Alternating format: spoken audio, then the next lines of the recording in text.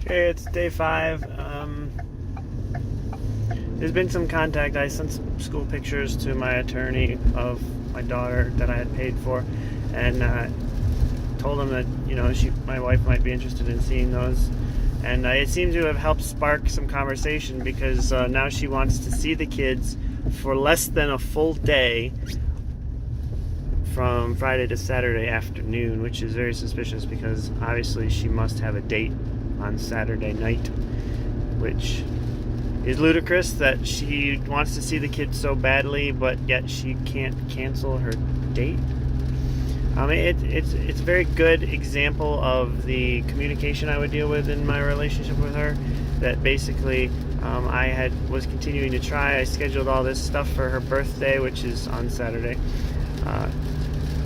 I scheduled all kinds of amazing things: a massage, couples ballroom dancing instruction, tarot card reading, and a private reservation at a very expensive restaurant. It's like $50 a plate for each person. And I kept trying. I kept doing everything I could to keep the family together, but she had already left me by this point and become serious with this partner that she talks about, that she has already gotten into a committed relationship with and already left the relationship with me, but never told me. That is the perfect example of how our communication always went in our relationship.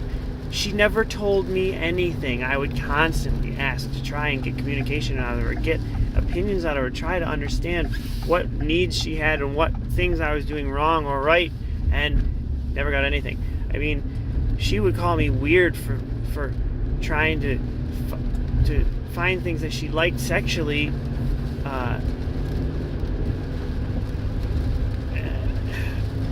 I don't get it. Like, she would suggest these things. She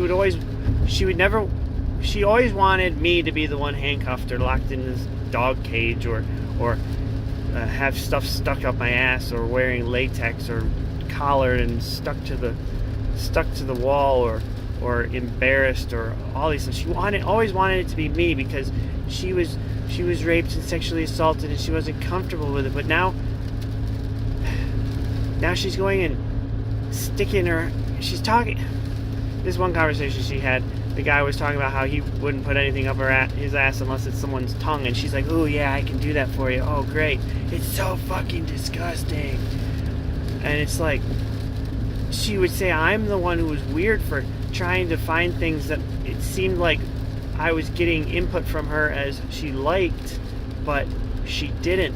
So fast forward to back to this thing about her wanting to see the kids. She wants to see the kids for less than a full day, and obviously it's because she wants to celebrate her birthday, get drunk, and go and screw around with other men.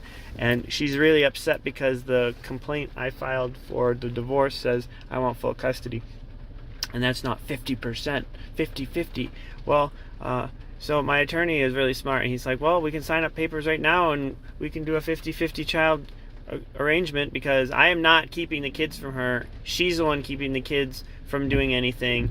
The situation involved right now is not the best for the kids. What's best for the kids is they should be in the house 100% of the time, waking up in their own bed all the time, and having their things around them all the time until this divorce is final, and then they can each have bedrooms in my house and her house.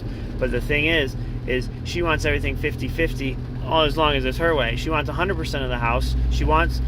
She doesn't want me to go in the house at all. She wants to live there forever, and she wants me to pay all the bills for the house, and she wants 50-50 watching the kids, but has no way of actually watching the kids when she's at work and all that stuff. So it's a very interesting situation, and I want my kids in the house 100% of the time until everything's finalized. I want my kids to wake up in their bed and have their toys and have their clothes all in one place. They can't keep going to grandpa's for a week and then going to the house for a week. No, that's not acceptable. And especially since she's been having men over and going through all these shopping sprees, that's not acceptable either. So she's going to be having a rude wake-up call when she discovers that there are rules, and she can't just make up what she wants. She thinks, she still seems to be holding on to this opinion that she has some sort of control over this matter. But once you file for divorce, it's really out of our hands. it just comes down to what the courts decide, and that's a 50-50 generally speaking. And there's no way she's going to get the house, she's going to get the kids, she's going to get all. No, especially not with the fact that I'm fighting and I'm the one who filed the petition and all this stuff. It's just not going to happen. If she wants the house, she's probably going to have her eyeballs pop out of her head when the attorney tells her, yeah, you can have the house, you just got to go get a mortgage and you got to pay him his half. What? What? I don't get it for free and he's not going to pay all my bills? Oh my goodness. I swear I took too good a care of this woman. She couldn't even call roadside assistance to get a tire fixed on her own. She's going to have a freaking heart attack when she learns how the world works and how you have to pay bills and how you have to manage everything. And she just doesn't get it, because right now my attorney says she's basically acting like a teenage party girl who doesn't want to be an adult and just wants to go out and have sex and screw everyone and thinks there's no repercussions involved. For the past 2 weeks, I have been busting my ass taking care of the kids, making sure they get everything they need, making sure everything's happening. I just found out that my wife didn't even bother telling me that my high school son was held back to 9th grade. I just found that out from his teacher today, and that he's doing absolutely horrible. God, that's my fault for trusting in her and letting her handle all the school stuff all these years. But, like, I've been busting my ass, making sure everyone has got what they need and everything within these tiny little stupid parameters I've been put into because of this PPO and all these other problems. The fact that she has my wallet and I'm very limited on my ability to spend money or even go anywhere. I don't have my ID. I don't have freaking anything because she refuses to give it to me. And I've given her everything that she's needed and everything she's requested, and I've even given extra. And she's just spent the past 2 weeks living scot-free with her paycheck, spending all her money buying all this big boxes of stuff, going out, having frequent dates, going to Howell, going to various other cities, and most likely getting all kinds of hotels and things to go on these dates and just do whatever and live free. And she thinks that that's how her life's going to be from now on. She's got something coming, because I don't make that much money. She's not going to get, if she gets child support, she's not going to get that much. She's definitely not getting alimony, because I have proof coming out my eyeballs of her infidelities. And and I don't even care about what happens with me and her. I want my kids to be having the best life. They cannot leave this area. They have to keep going to school. They have to have a stable life, because that's what I've been fighting for so long. And that's what my whole meaning in life has been for the past several years, was to make sure that my kids had a stable life. That's why I agreed originally when she came up to me and lied to me about being bisexual and wanting to date a few women, and just use it as a cover to just go on this freaking rampage of dating more men in a week than women I've ever dated in my whole freaking life. I mean, I'm putting one of the rules in the temporary order that she has to get regular STD testing and COVID testing, because I don't want my kids contracting any of that crap. Who knows what she's going to be bringing in. It's just disgusting. And she doesn't have a concept of what's fair. It's like 50-50 means you pay half, I pay half, I get half, you get half, everything's half. That's what fair 50-50 means. 50-50 is not, oh, you get the kids whenever you ask for them, I watch them whenever the hell you need to go on dates and whenever it's inconvenient for you, and you get to live in the house while I pay all the bills. That's not fair at all. What's fair is the kids get to stay in the house 100% of the time, and the adults who act like adults and switch off and live in the house 1 week, and the other adult lives in the house the other week. That's fair. Because then the kids aren't affected. The adults get their fair share of 50% of the house. And then we can resolve this, and I can get away from her. I never saw her as being this crazy person. I just saw her as smart and caring and nice. And it's like she got this hysterectomy. Her hormones have totally screwed up her thought process. She's not even been using like her hearing aids or her CPAP machine or any of these medical things we spent all this money on to make her life better. And she's just gone off the deep end, and she's turned into like a clone of her mother and other family members all wrapped into one. And it's just, I can't believe what she's turned into. I miss this woman that I married and loved, because this is not her. And she is not trying to be fair or even look out for the well-being of the children. She hasn't seen the kids in almost 2 weeks, but she hasn't asked to see the kids in 2 weeks. My attorney has been trying to contact her for almost a week and a half. She just keeps stalling. I'm seriously so stressed out. I want a break. I would love to have some time to myself to actually like be able to just get some rest and regroup and figure out what the hell's going on. But she just thinks that the world's going to be a party, and I'm going to pay for everything. And it's insane. I just can't believe it. I don't want to see her. I don't want to be anywhere near her, but man, I wish I could be there, that moment when she just realizes that her life is not what she expected it would end up being, because things are not going to go the way she thinks. It's like she keeps making all these accusations and saying, oh, have some compassion, and the attorney's just like, yep, okay, well, we can fill out this paperwork, and you can start your 1 week this Friday if you want, if we can get this all arranged and everything. She doesn't want to have an entire week with the kids starting Friday. That's going to screw up all her date plans. That's going to make it impossible for her to go to work because she'd need to handle childcare. She doesn't want any of this. She's just saying it because she needs to look like she's hurt and look like she's caring for the children. She doesn't want it. If she wanted to see the kids, she would want to see them as much as possible. She wouldn't say, oh, I just want to see them Friday night to the early Saturday morning or afternoon. It's very clear what her priorities are. Her priorities are, oh, I have a little bit of time here that I can see my kids, and then, oh, let's go back to dating and go on all these trips. I mean, I had my hair changed back from green back to brown just so that I can go to the courthouse and look presentable and do the best for my kids and everything. Because if I go to the courthouse with green hair and look like a clown, the judge is gonna be distracted by that, and I don't want to distract the judge because of that. I want to focus on just the kids. So I changed something that I was really super crazy happy about and excited for, that I had wanted for such a long time, and I got rid of it only for the sole purpose of my kids' sake. I know that later on, when this is all over and done with, I can dye my hair in freaking rainbows if I want to, but right now it doesn't matter. I don't matter. None of that matters. It's my kids. My kids, my kids, my kids. And she is just endangering my kids.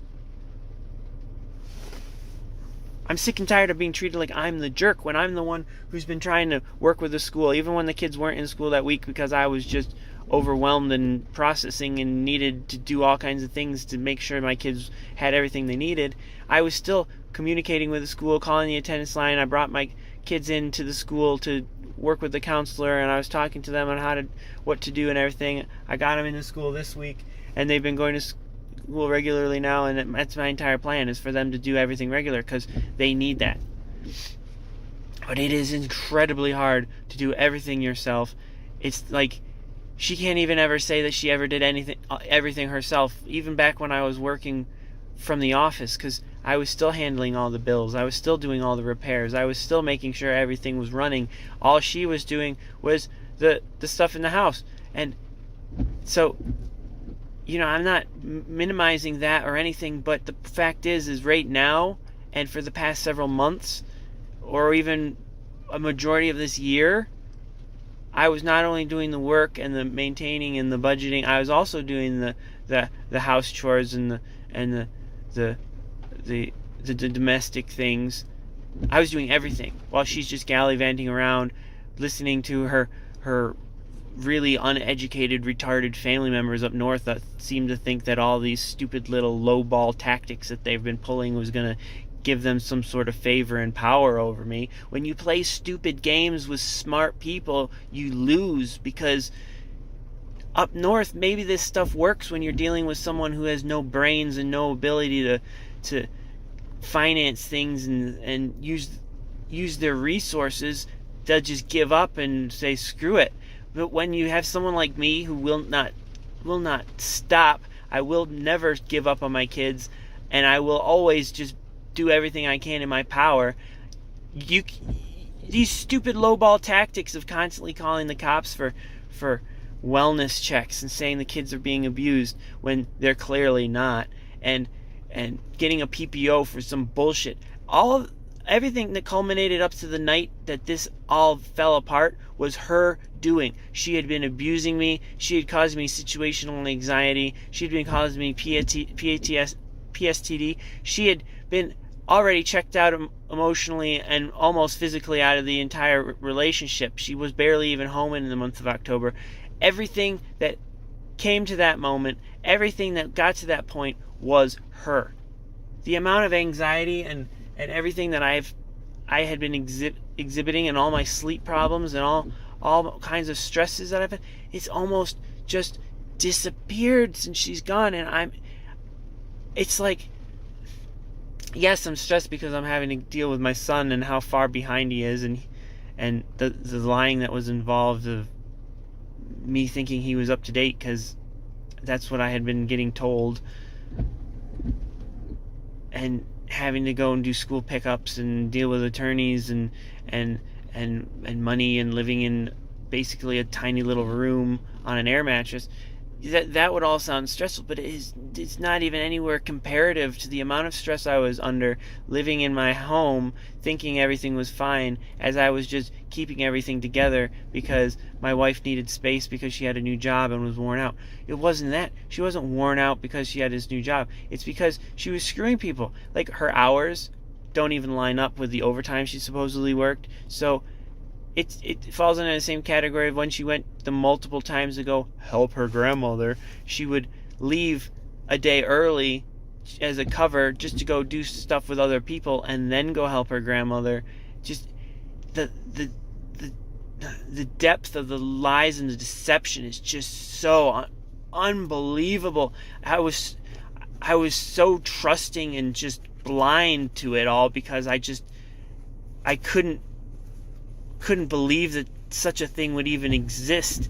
And when you finally just start listening to the people around you, like even my hairdresser, the first time I went and got my hair done, she was saying things like, it doesn't sound right, and it sounds like I'm not paying attention to what's going on and stuff. It's like when people from the outside are saying these things, and you realize it's like, God, I was so blind. I should have just... I'm so happy this is over with, and I'm going to get away from her, because I am going to go and I'm going to get my kids everything they deserve. They're going to have a fantastic place to live, and I don't hope bad things for my wife, because I mean, there were a lot of good years and a lot of happiness, but when she started getting those dollar signs in her eyeballs because she thought my family would just be super rich and she was going to inherit all this crap ton of money that she thought was going to exist if she just hung on a little bit longer. Now that that's not happening, obviously, I have this feeling that she's just going to think that her $13 an hour job and this partner she has are going to want to support her. She's going to realize none of these guys want to support her. She's actually been paying to go to hotels to have sex with men. She's been paying to have sex effectively because she's been paying for the hotels, and the men have been coming in and they've been getting free sex. I mean, she's going to end up just losing everything if she gets a mortgage on the house, which is a big if in and of itself, because there's no way with only 1 month of work history they're going to give her a mortgage for $100,000 or whatever the estimated value of the house is. There's no way she's going to be able to maintain it. She was never good with bills, I would offer her to say, hey, it'd be great if you did the budgeting. I don't like doing it. It's more work for me. You want to do it? You do it. She said, yeah, sure, I'll do it. And then she started doing it, and we started getting NSF charge after NSF charge after NSF charge. And I'm like, this is kind of a problem. Do you need help? And then she's like, yeah, you do it. You do it.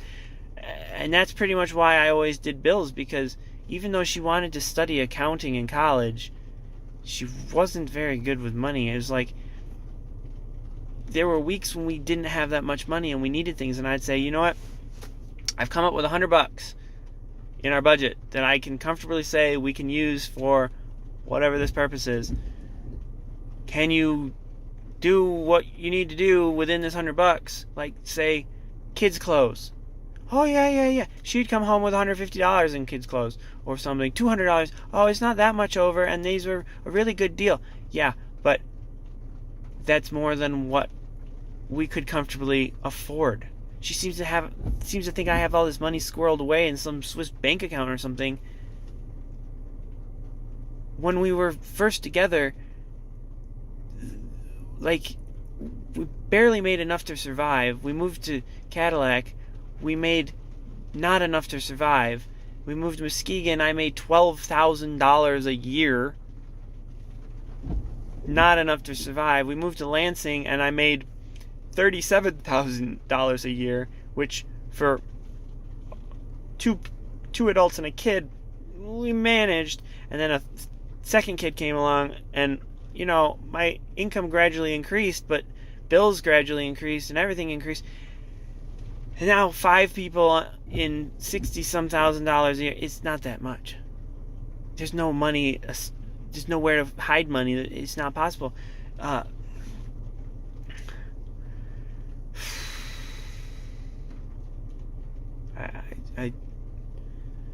just.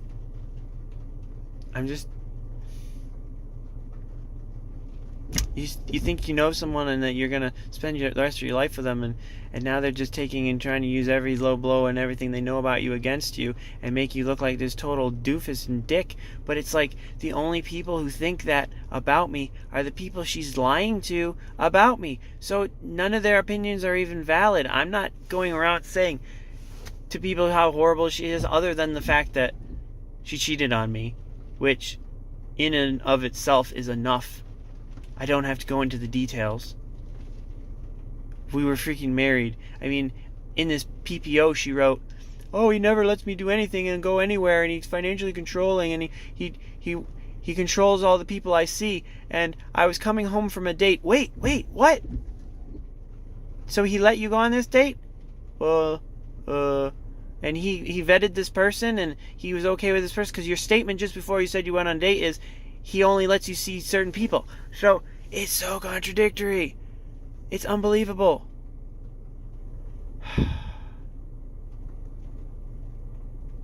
I mean, I'm so stupid with relationships that I try too hard and I put in too much and I do too much. Like, she's not ready for the real world because I did everything. Like, I did too much. I didn't do my job, or what probably, I don't even know if it is my job, but I didn't prepare her for being on her own.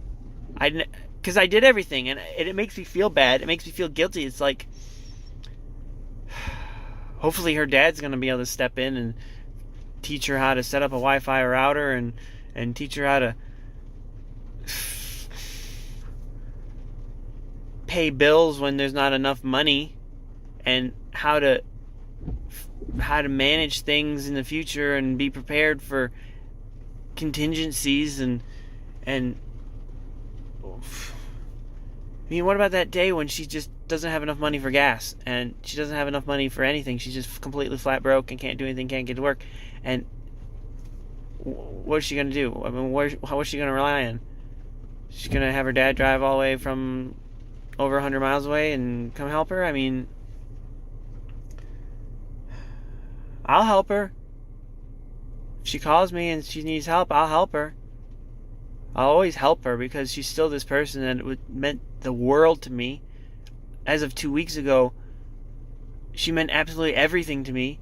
And so that's why I'm stupid, because even with the immense immeasurable amount of pain that I've been put through in the past 2 weeks, that is just unquantifiable, I'm still more than willing to help her out in the future if she needs be. I mean, I'd love to go and take the kids together and all go to the zoo and act like everything's normal and stuff, but I'm never going to be in a relationship with her, and I'm never going to be in a relationship with anyone, because I matter, and I need to start being in a relationship with myself and love myself and care for myself, because I'm sick of being used and abused and my buttons pushed and them predictably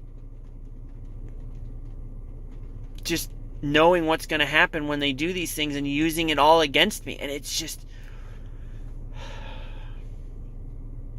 it's ridiculous.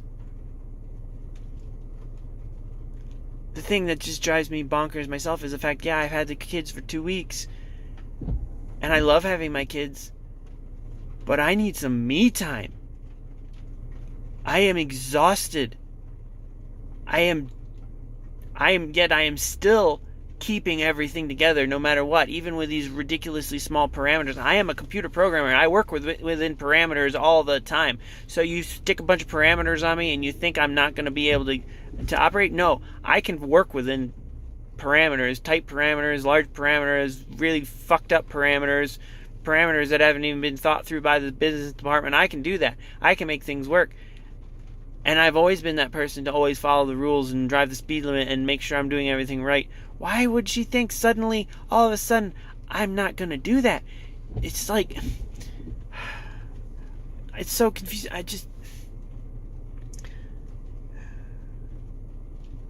The hardest thing to comprehend is how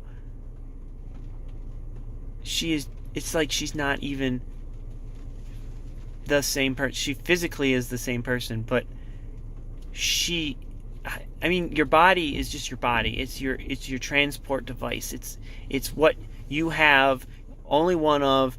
It's yours to care for. No one else can have it, and it moves you around. And it's how you physically present yourself. But you, as a person, you as yourself, are the person inside your mind who has been shaped based on your experiences, and that's the person who suddenly just disappeared and changed into someone else, like a freaking brain transplant or something. It's unbelievable.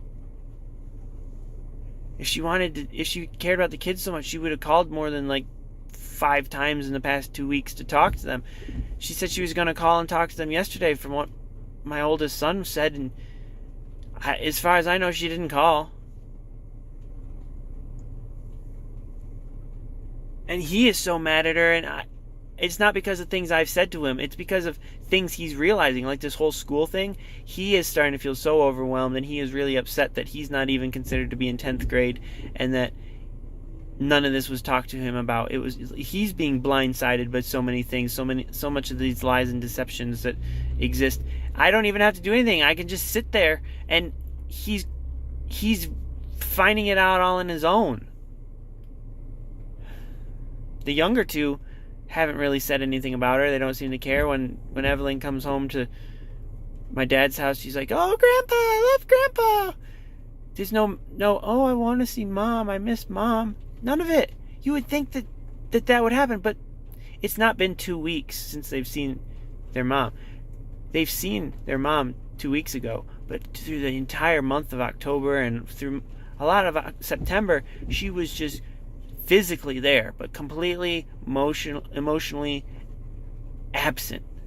Completely would ignore them. I handled everything except for the few things that I asked her to do. Like, I asked her to take them to trunk or treat because I had to do something, and she did that. And it's like, it was weird how quickly and effortlessly it was at that moment in time for me to say, "Hey, can you do this?" And she was like, "Oh yeah, I'll do it." Because before that in our relationship, it wasn't like that. But she did it. She took them, and it was great because they deserved to go to that. But she didn't do it for them. She did it just to keep up her this persona she was trying to upkeep of things being normal, and